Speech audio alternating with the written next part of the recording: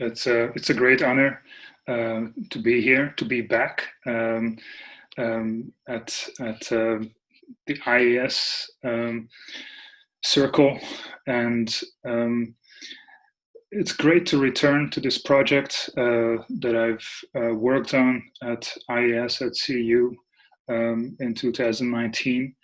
And this presentation that I'm going to give will be, of course, similar to the one that I gave at the CU, but I already modified a whole lot of things.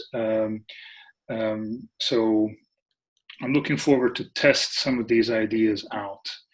And of course, 9/11 has been in the forefront of research in the humanities and the social sciences for a very, very long time. Really, hundreds of articles have been written on social, the political, and the cultural impact of 9/11. But in this particular presentation, I'm not going to deal with 9/11 per se, but instead I'm going to approach the topic of borders, really as a collective title for these lecture series, in relation to the material remains of the World Trade Center towers. I'm going to focus on materiality. And more specifically, I'm going to discuss two aspects of the tower's remains. And I hope that you see my slides already.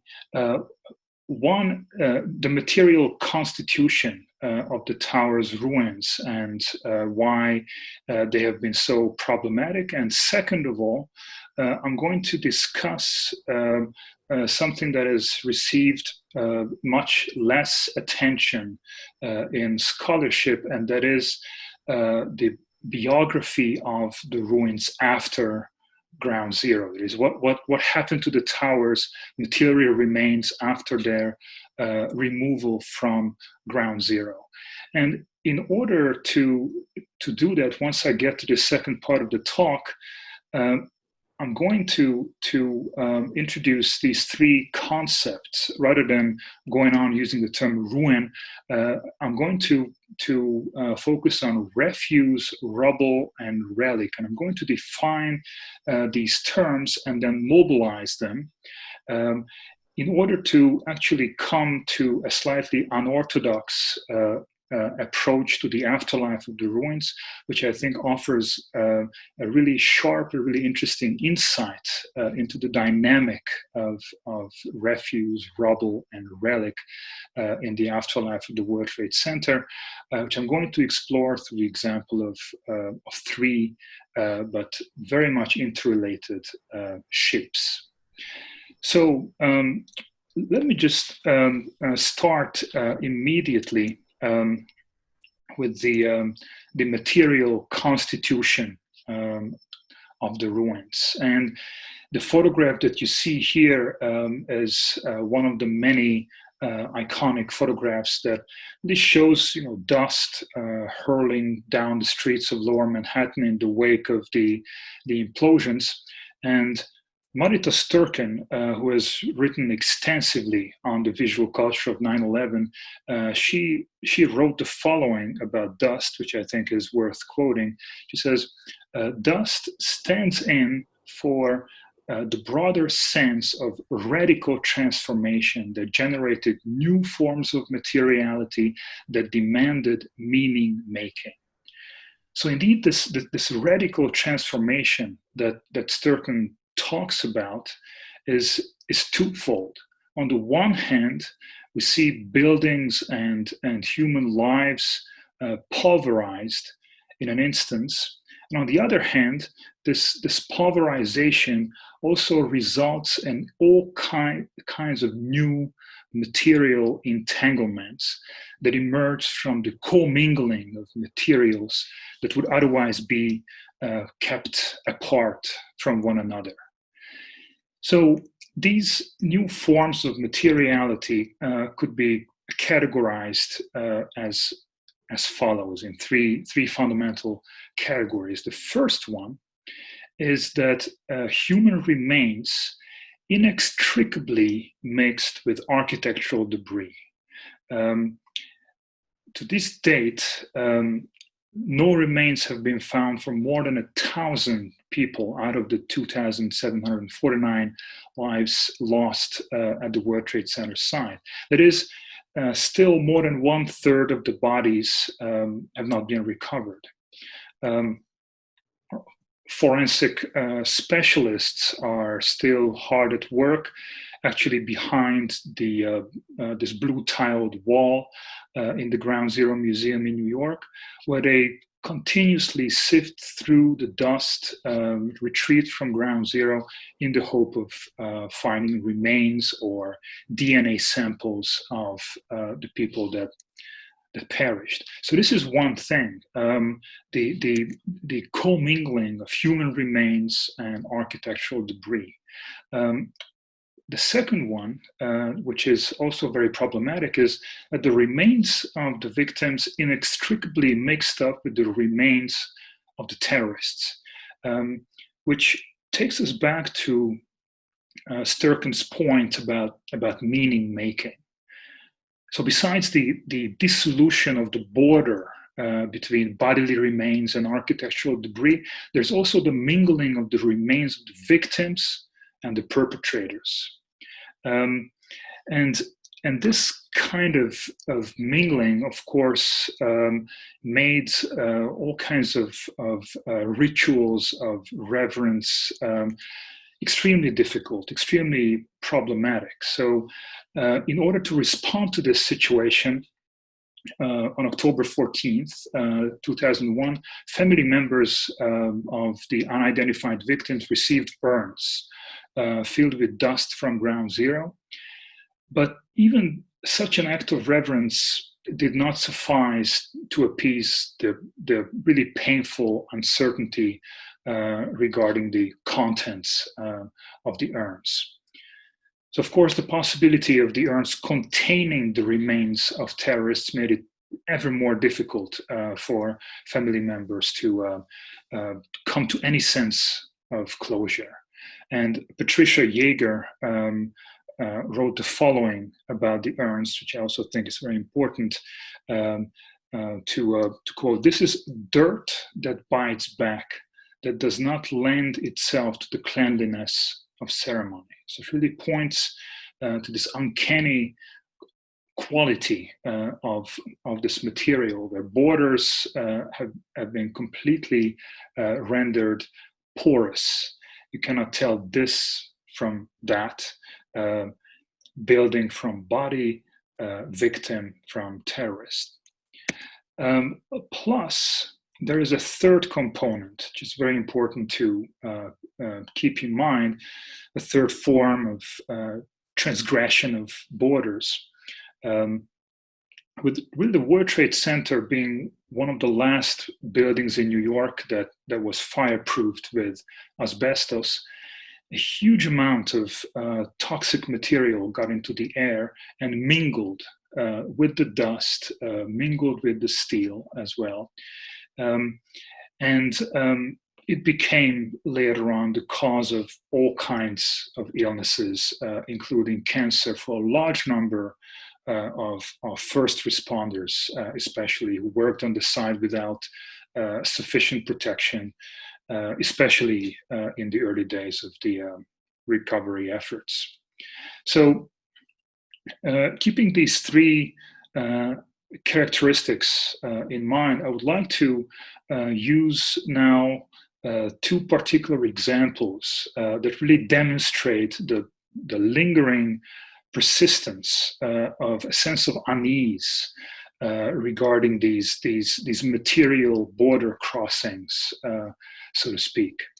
So the first example has to do with the particular find, sudden find in 2013. So really, more than 12 years after the catastrophe, a few blocks away from Ground Zero at 51 Park Place, was a strange object. Workers came across this strange object really wedged between two buildings, and it was first believed to be a part of an airplane, perhaps part of the landing gear, but later on they realized that it was part of the wing flap of one of the airplanes that crashed into the World Trade Center towers. So what is really interesting here is that so many years afterwards, the procedure that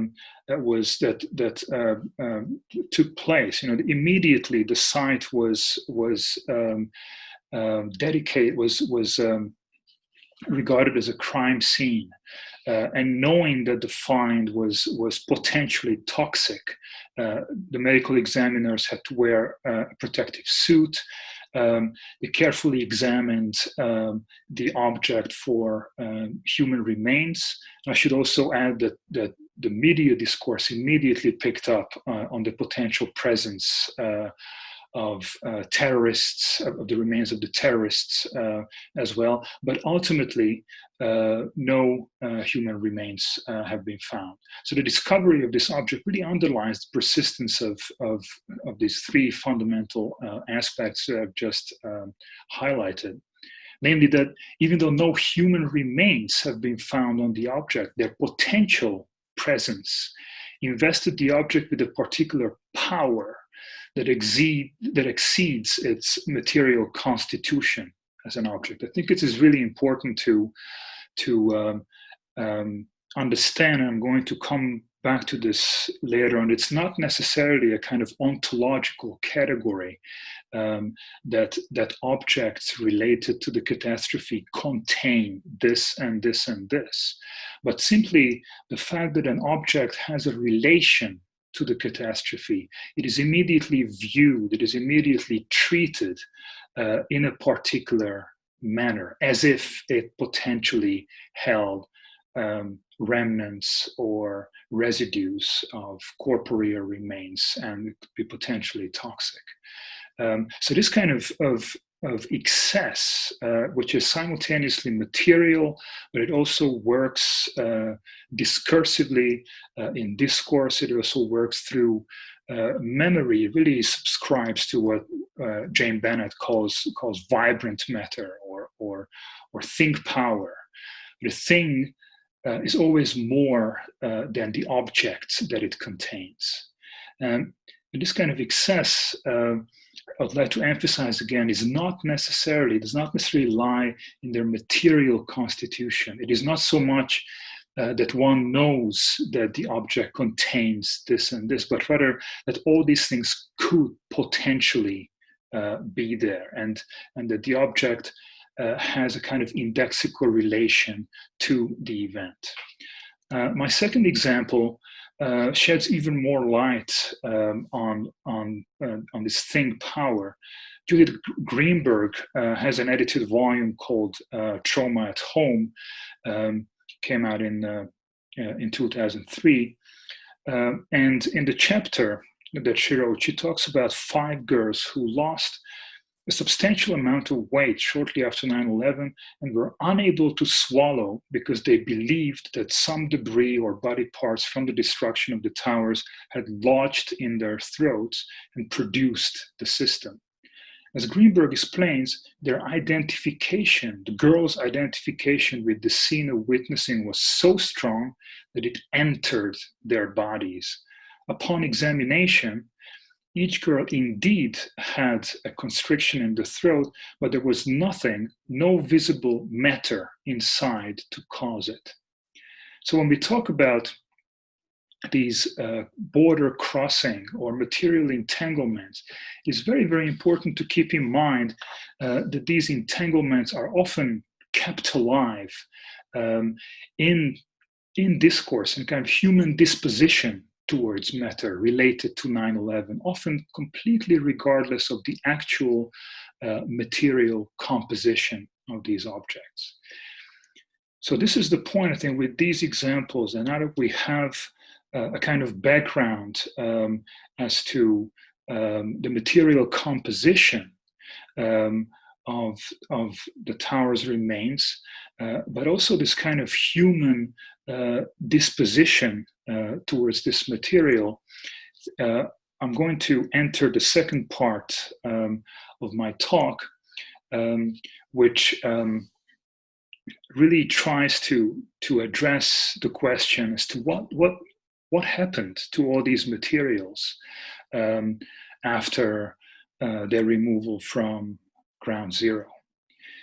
And this is indeed something that has been much less discussed, because by mid-October 2001, really hope to find survivors had pretty much faded. The 16 acres of ground zero really proved to be way too small to sift through like 1.5 million tons of debris for human remains. So the decision was made to ship the bulk of the debris to the Fresh Kills landfill site at Staten Island, which you can see in the slide here, where the landfill is. The name Fresh Kills is obviously, and it sounds very morbid, but it comes from the old Dutch name of the area, which meant fresh water river canals. And Fresh Kills was really one of the largest landfills in the world, almost like a dumping ground for New York. And it had been closed a month before 9/11, only to reopen again as the designated location for the forensic examination of the tower's remains. And among the immense quantity and variety of objects and the fragmented, pulverized remains, workers recovered about 4,257 body parts, but they could only identify 300 people. But and this is where the problem starts, with funding for the forensic examination gradually running out, a lot of remains, corporeal remains, had been buried into the landfill.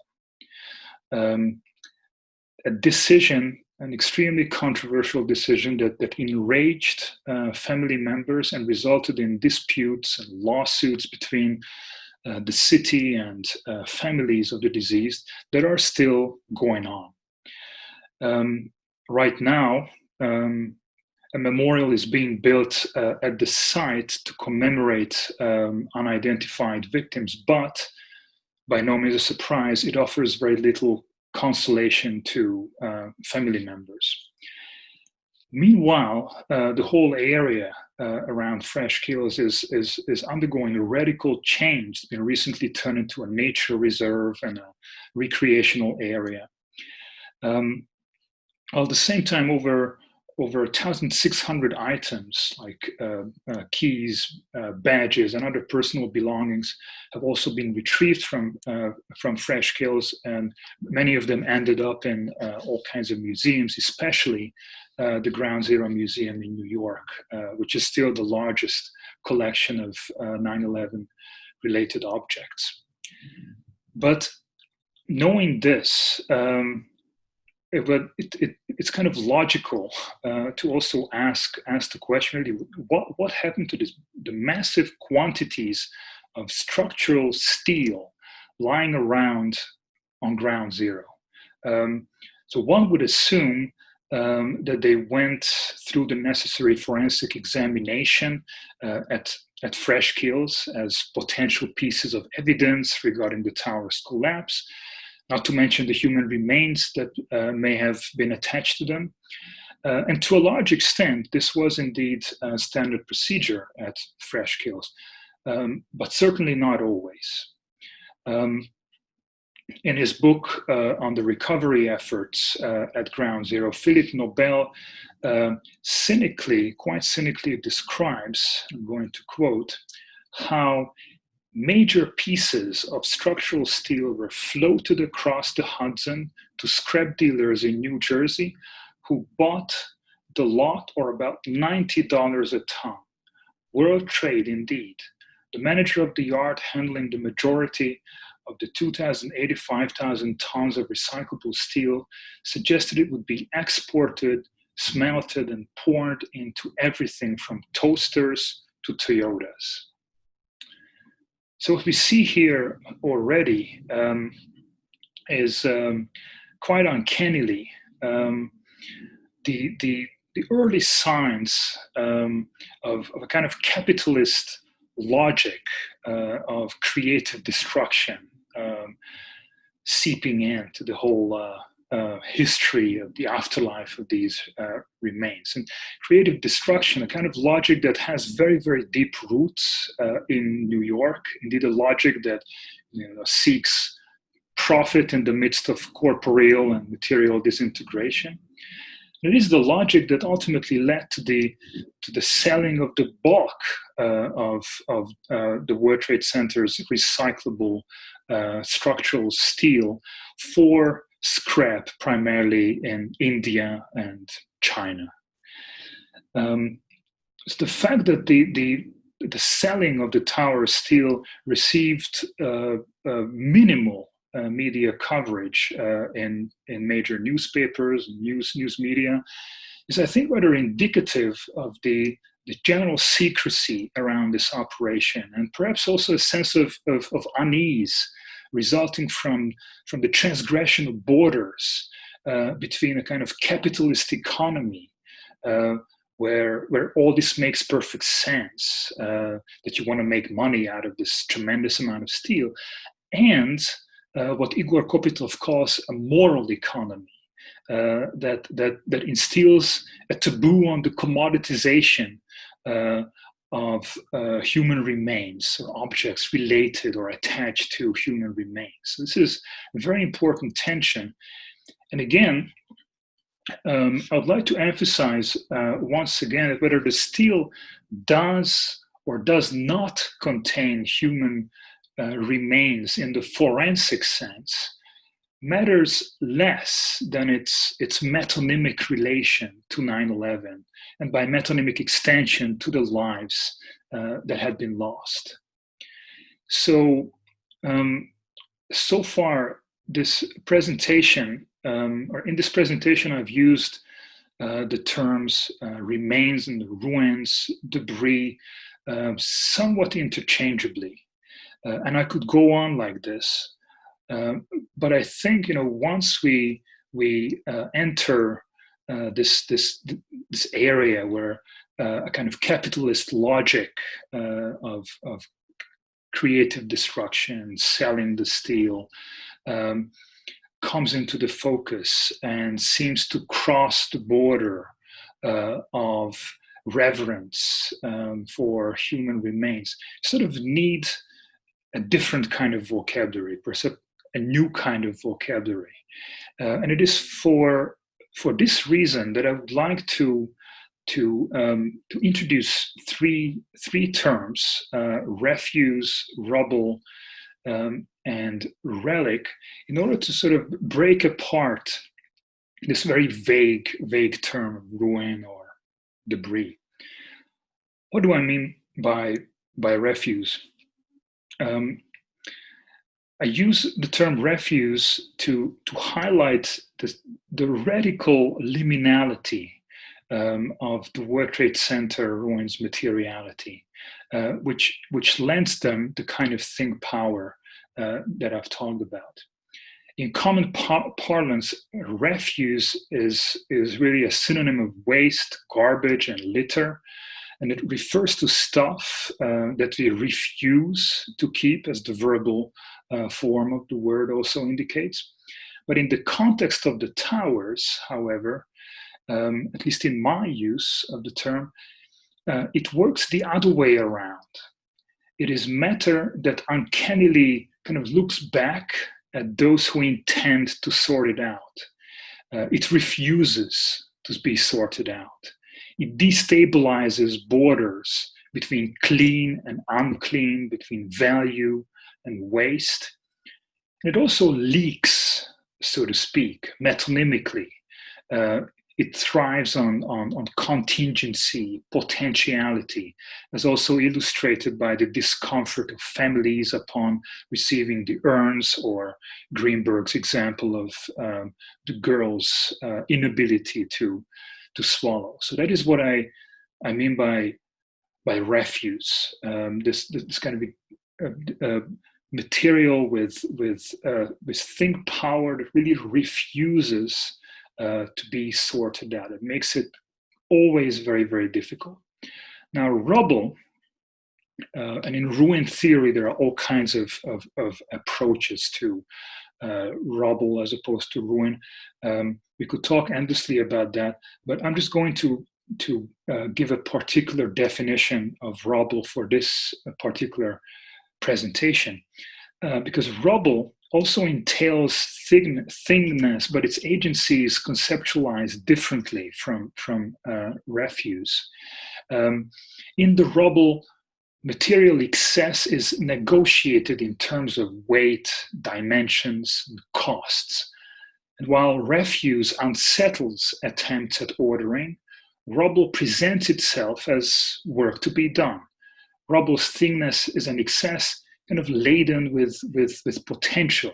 It lingers between the no longer and the not yet, as it awaits recycling as either useless waste, or shipped to landfills, or scrap metal to be sold.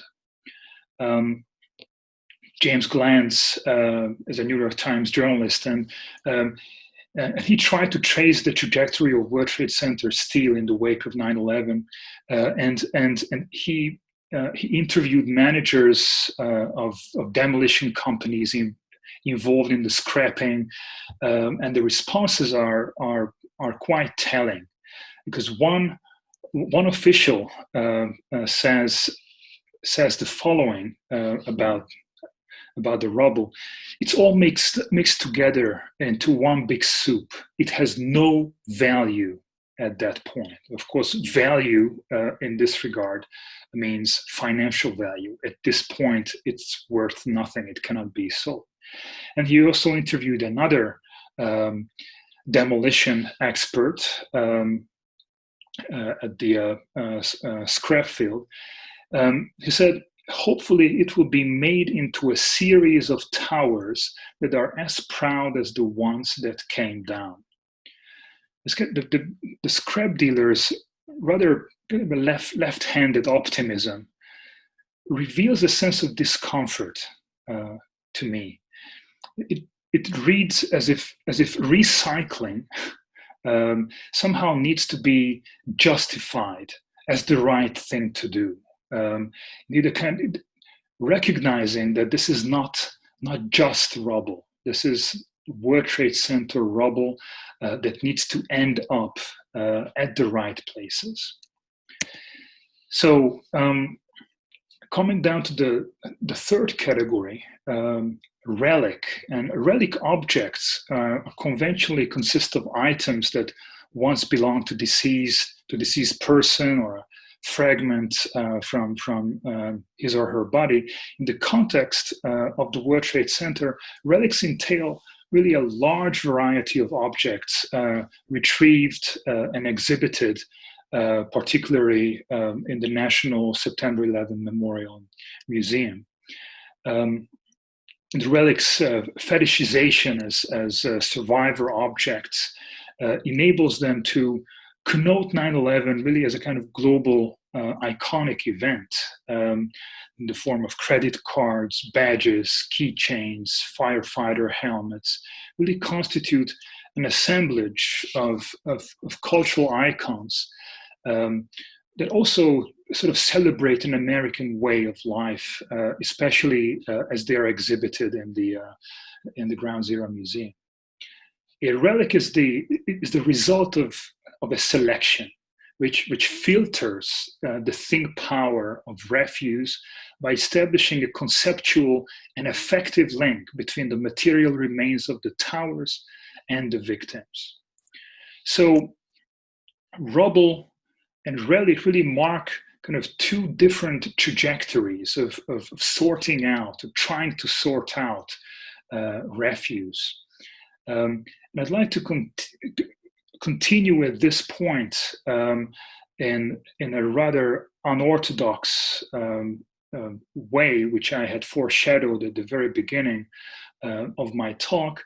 And now that we have seen all kinds of transgressions, all kinds of material border crossing, now we have these three categories: refuse, relic, and rubble. I would like to focus on three ships. Each and every one has a particular relation to 9/11, to the catastrophe, and to the ruins, the remains of the towers. And I think that the three ships, the trialectics of the three ships, really enlighten the dynamic that we have here with refuse, relic, and rubble. So the first ship that I would like to start with is called the Ground Zero ship, and it was basically an archaeological find underneath the World Trade Center as they were digging the foundations for the memorial. Workers came across all of a sudden this archaeological find, a ship from the 19th century. So this is an archaeological find, but before we go deeper into this particular ship, let us just return to the Ground Zero Museum for a second, because we have seen how the museum showcases really a vast collection of relics, of survivor objects, while forensic specialists are still at work sorting out the refuse behind the blue wall. But a number of scholars also commented on the so-called archaeological feel of the museum, which is largely sustained by the in situ presentation of the tower, steel and concrete foundations underneath the two gaping holes that constitute the centerpiece of the memorial above.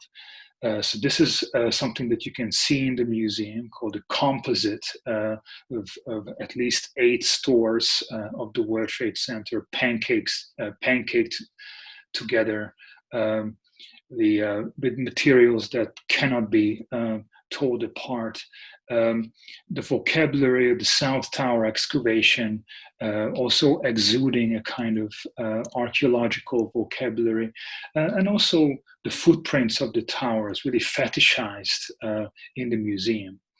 So this archaeological feel is a kind of rhetorical expedience, which inscribes them with really with a kind of illusory patina of ruins, augmented by all these designations like the South Tower excavation. But the archaeological that underpins this classicization of the foundations of the World Trade Center allows for an experience of time that is anchored on the temporality of 9/11 for sure, but it is simultaneously kept at a safe remove through this kind of archaeological rhetoric. So in this relation, the archaeological as a rhetorical expedience makes the forensic presentable in the museum, so to speak. Now, coming to the ship that I would like to focus on, the first ship among the three, this is indeed an archaeological find from a bygone era. Media representations of this archaeological discovery in the mud of Ground Zero in July 2010 really yield a very, very different kind of archaeological rhetoric that you can find in the 9/11 museum.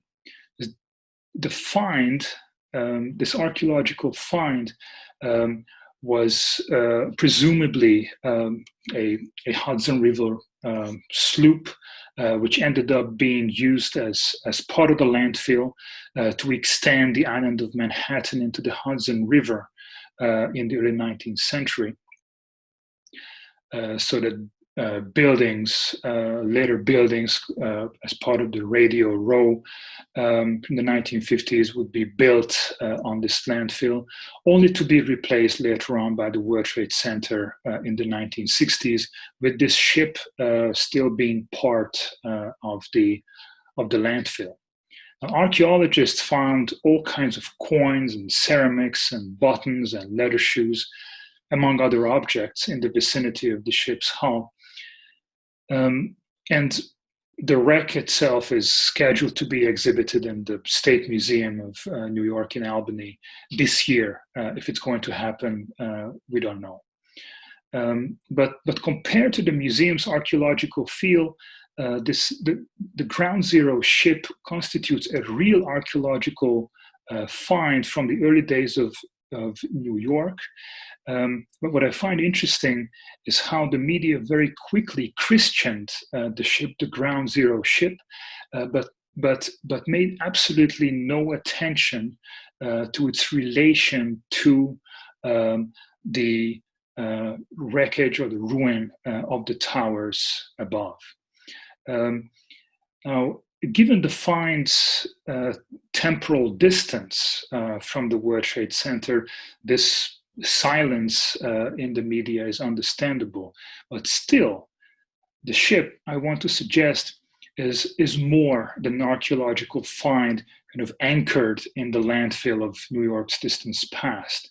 What makes the ship particularly unique is its vicinity to the slurry wall, which you can see here in the background of the World Trade Center, which came to light in the wake of 9/11.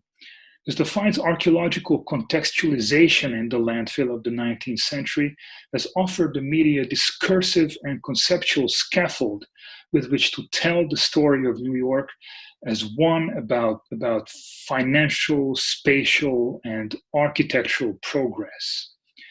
So in this narrative, the Ground Zero ship is rubble par excellence, which not only identifies the discarded ship's role as a filler, but also serves to legitimize and celebrate creative destruction as a technique integral to the city's past, present, and future. So the ship's meaning is thereby anchored onto this self-congratulatory narrative of spatial and economic expansion in the media.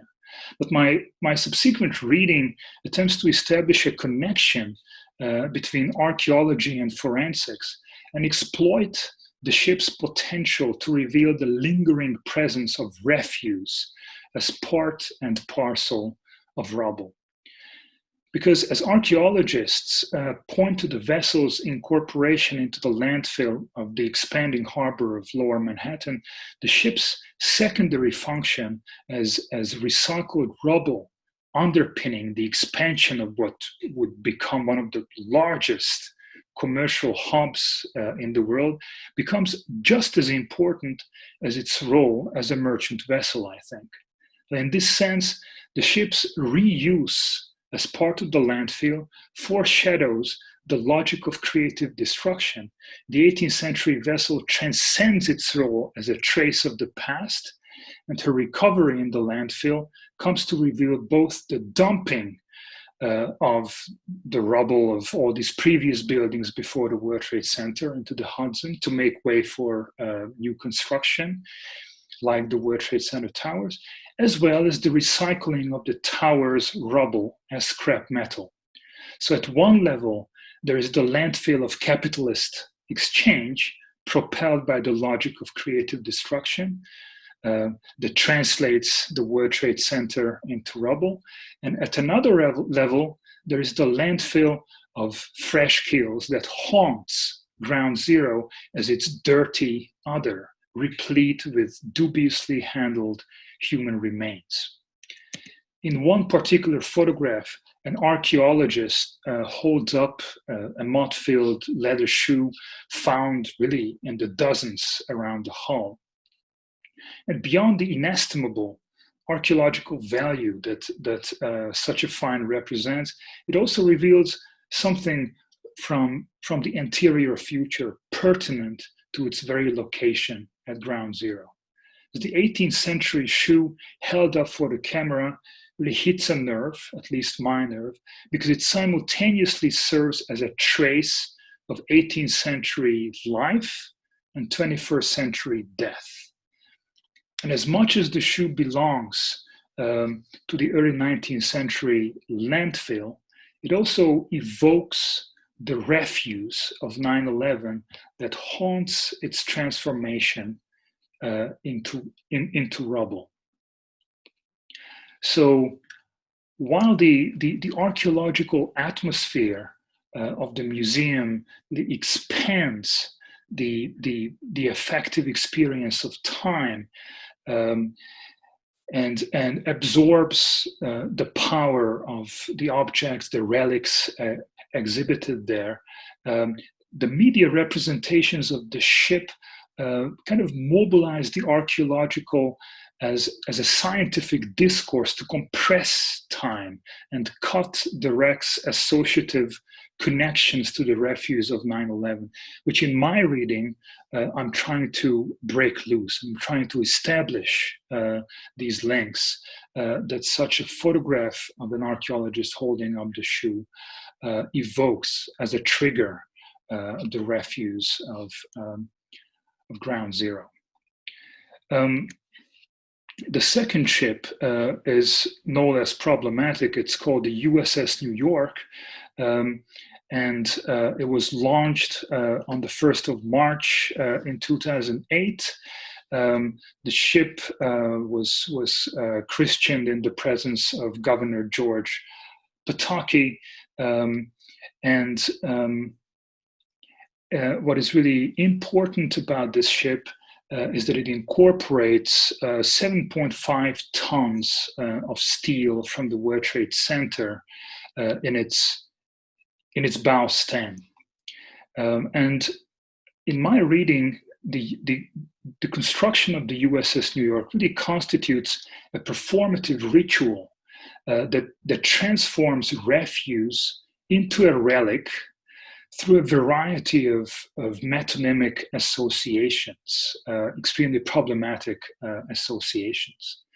The ship's christening ceremony, which was held in the presence of all kinds of governmental dignitaries, representatives of the police, 9/11 victims, really marked a significant gesture of forging this metonymic link between New York and the World Trade Center, as well as between the towers and the victims. The Secretary of the Navy expands this commemorative scope by declaring, and I quote him, in the future, the newest USS New York will carry on the proud tradition of those past ships that bring our message of peace through strength to the shore of our enemies. And the Secretary of Navy's framing of war as a necessary means to achieve peace inscribes the battleship's military function, as well as its commemorative role, into a narrative that somehow reframes the ship, and metonymically the United States, as an agent of peace. And the incorporation of the World Trade Center steel into the ship's hull, I would say, complements as well as complicates the metonymic contiguity of city, ship, building, and victims. As the idea of incorporating WTC steel into the ship's hull was initiated by the Port Authority already back in 2002, and it was later on approved.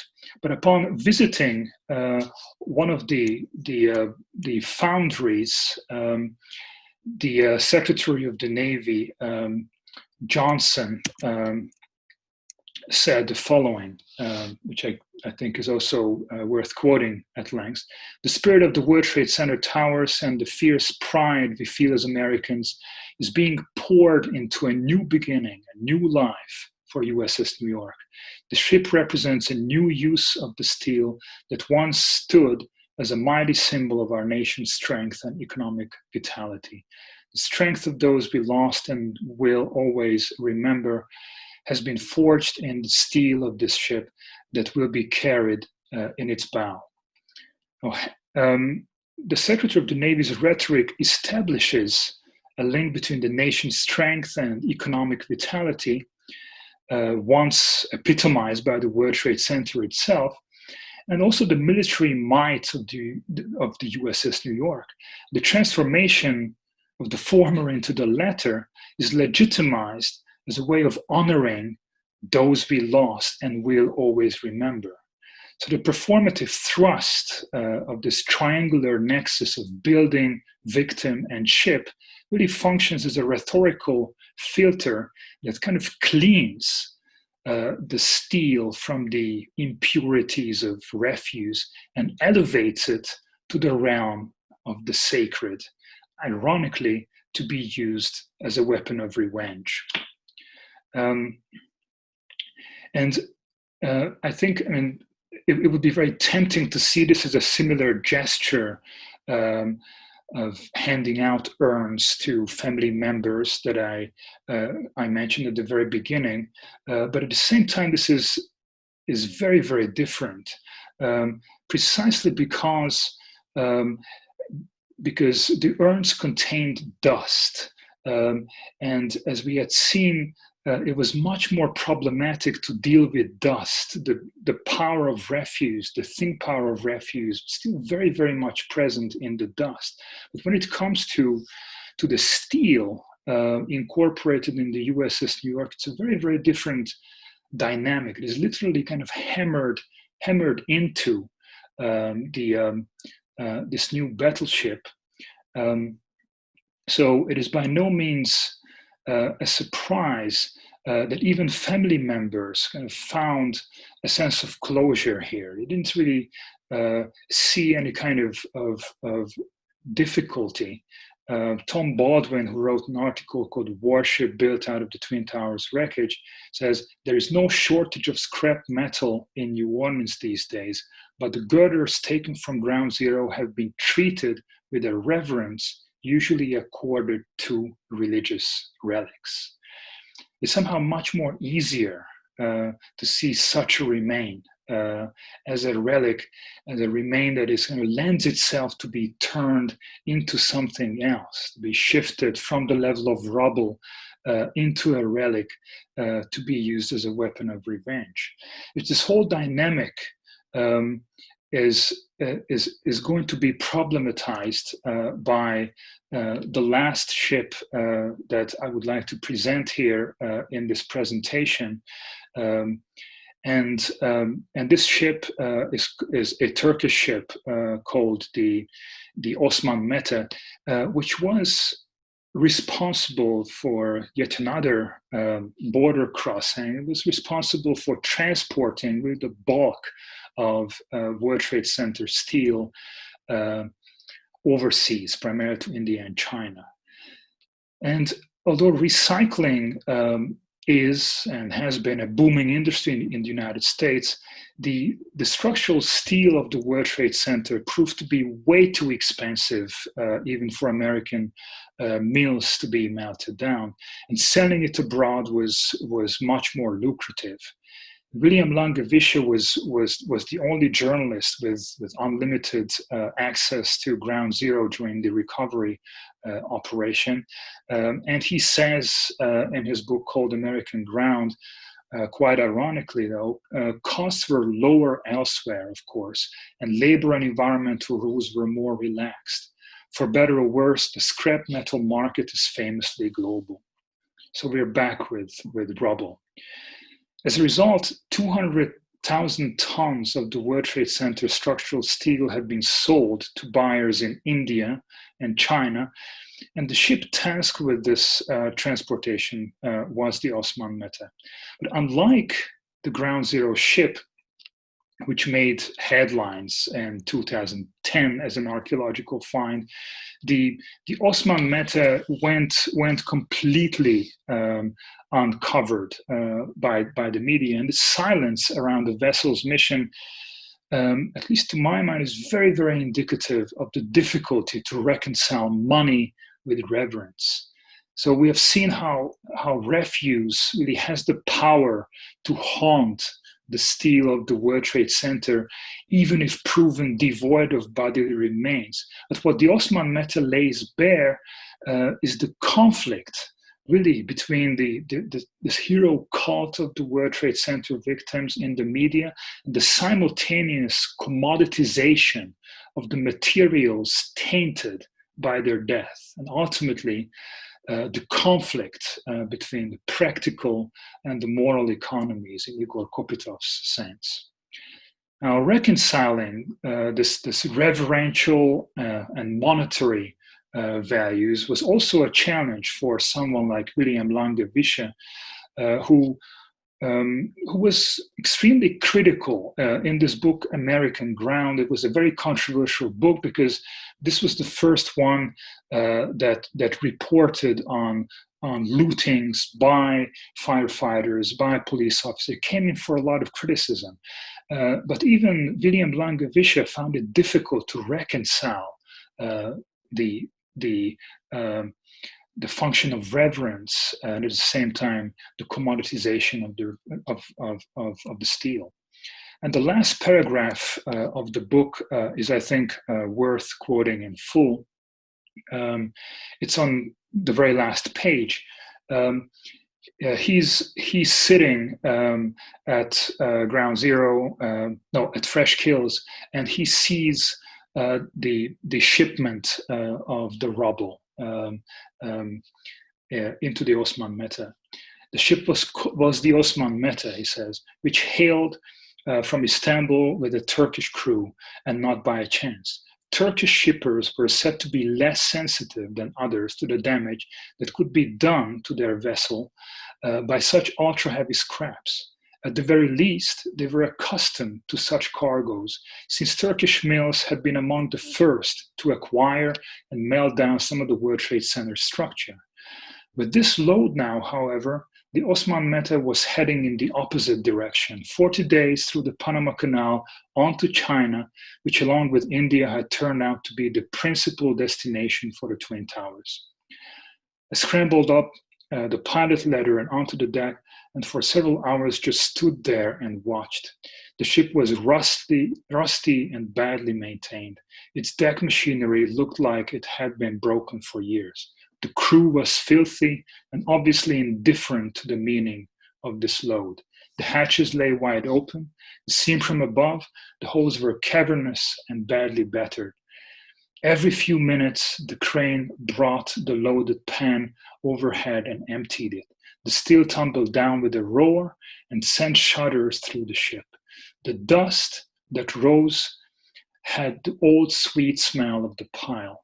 After it cleared, the steel became visible again, lying haphazardly where it had fallen, already in foreign hands and destined for furnaces on the far side of the globe.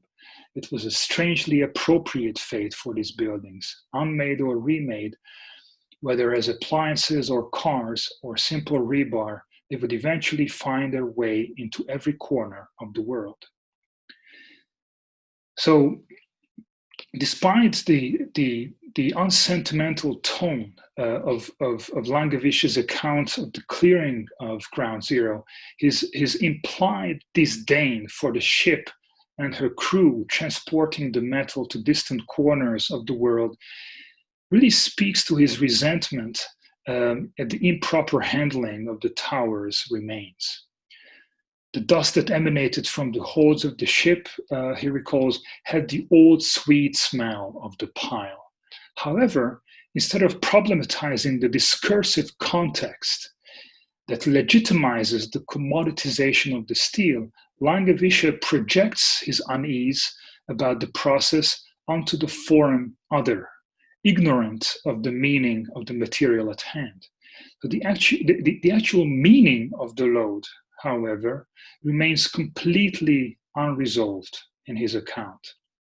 The filthy crew of the battered Osman Mehta in Langevish's disparaging description that seems to cover for another filth, which is none other but the lingering legacy of recycling for profit as a token of progress. In other words, it is not the improper handling of such meaningful matter that seems filthy, but rather the fact that such an improper handling is actually perfectly proper once made meaningful in the context of commerce as the essential reason behind having landfills and creative destruction. So, coming full circle and concluding my talk, the nexus between the ground zero ship and the Osman Mehta kind of sheds new light onto the USS New York as well. Because while the battleship monumentalizes loss, the sacred, quote unquote, sacred content of the ship's prow is haunted by the cargo of the Osman Mehta as her abject other, so to speak. The Osman Mehta really carries a surplus, which kind of rings disturbingly fitting in the global recycling of rubble. And the two ships' destinations are revealed as mutually incompatible at the level of reverence, and simultaneously uncannily compatible as far as value is concerned at the level of war and commerce. Thank you very much for your attention.